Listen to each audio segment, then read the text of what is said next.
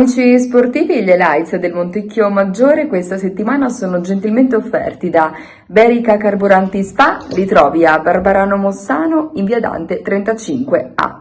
Un grazie anche a Epocelle Mobius SRL, li trovi in via Albertario 6365 Fano.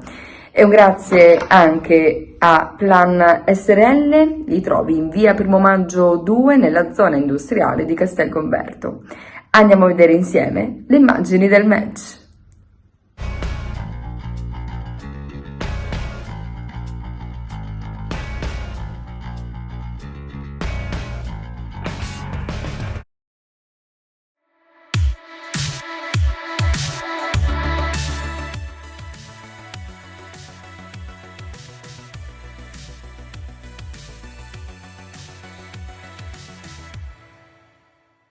Fabrizio, mancano 270 minuti al termine, un punto che fa arrivare il Montecchio a 42.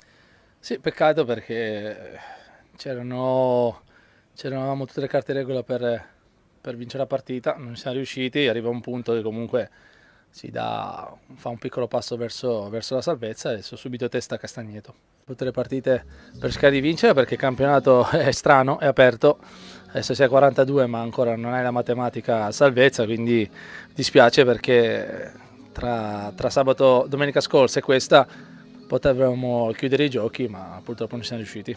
Al comunale di Montebelluna si affrontano la formazione trevigiana in maglia azzurra e il Montecchio Maggiore in divisa nera. Entrambe le squadre appaiate in classifica a 41 punti.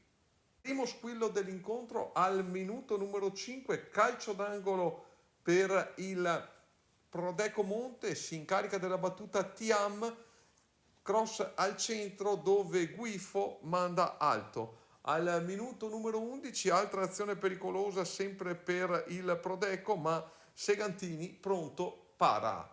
Al minuto numero 20, primo squillo per il Montecchio Maggiore con calcio di punizione parato da Visinoni, il quale si ripete al minuto numero 22 in semigirata col pallone che termina fuori di poco. Al minuto 33, questa volta Manarin da dentro dal rigore lascia partire un tiro deviato dove il portiere Fontana si supera e devia in angolo.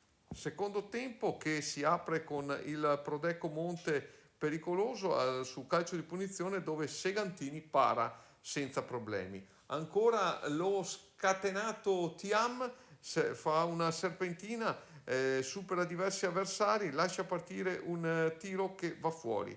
Al minuto numero 65 ancora Tiam, tiro velenoso che rimbalza proprio davanti a Segantini, il quale con un guizzo riesce a deviare in angolo. La partita poi prosegue sulla falsariga del primo tempo con le due squadre che sembrano accontentarsi del pareggio e da lì in poi non ci sono più azioni pericolose se non da segnalare l'espulsione di Herman per doppia ammonizione, secondo giallo che arriva per trattenuta ai danni di Garcia Boix. Con questo pareggio entrambe le due squadre si portano a 42 punti più 6 sulla zona play-out a 270 minuti dal termine, quindi manca veramente pochissimo per raggiungere la matematica salvezza e la permanenza nel prossimo campionato di Serie D.